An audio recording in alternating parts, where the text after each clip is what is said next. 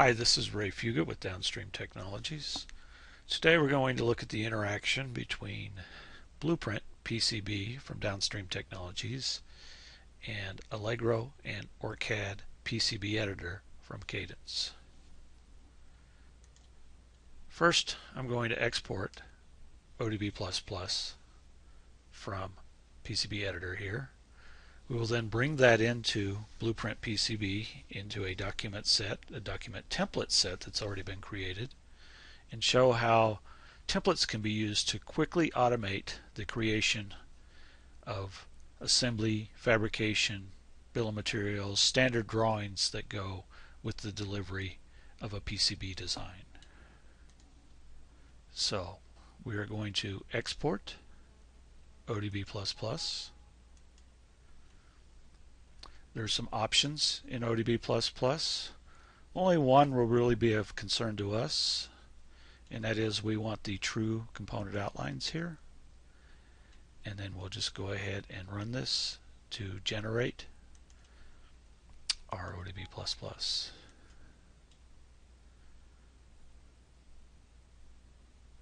Once it's translated successfully, we get this message here. And now we can bring it into BluePrint PCB. As I mentioned before, we have templates set up over here in BluePrint PCB. We have a fabrication drawing template. We have one set up for an assembly drawing.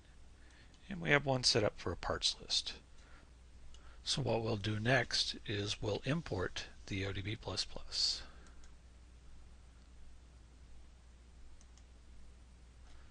Choose the directory. There are some other files that get created along with the ODB++ that we look at as well. I'm going to click open and it will bring the design into BluePrint PCB. Once we have the design loaded into BluePrint PCB, it asks us which of the documents that we want to populate with the data. In this case, since this is a new document set, we're going to populate all of them. As you can see, just the fact of importing the CAD data has actually created most of our drawings for us.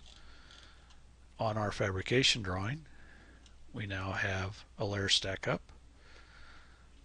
It's important to realize that any of these templates that I'm showing you here can be modified to match what you're doing internally in your company now. This is just one of the default templates we have in for layer stackup. We have layer stackups. We have the idea of via stackups where it will actually show connectivity for buried and blind vias as well. We also have our drill symbology showing the drill pattern, and a drill chart that's associated with it, complete with sizes and tolerancing that came from the CAD system. On our assembly drawing, we have a topside view, and we have a bottom side view. We also have some notes on our assembly drawing, and we've also created a parts list.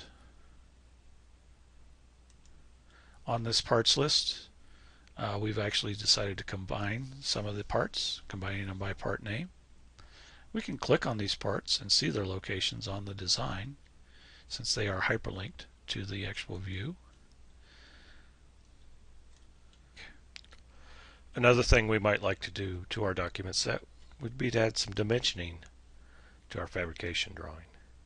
There's a few ways you can do that in BluePrint.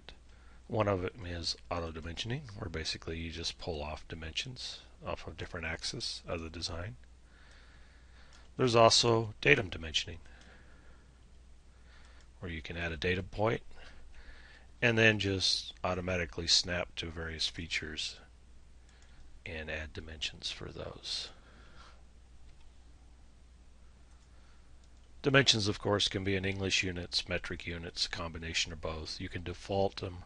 You can change them on the fly, various capabilities for doing dimensioning, including GT&T dimensioning. One last thing we'll do on our design here is we'll go ahead and add an exploded view to our assembly drawing just to show how that works. So I go to my assembly drawing palette. I basically just dragged out an exploded view. I point to the area of the design that I want my exploded view to show, and I can make my exploded view bigger.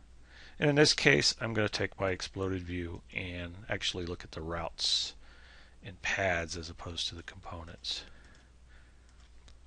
Click OK, and then I can adjust that exploded view to the proper location, and I can use this for various things, rework, or just showing a particular area on the design in a magnified view.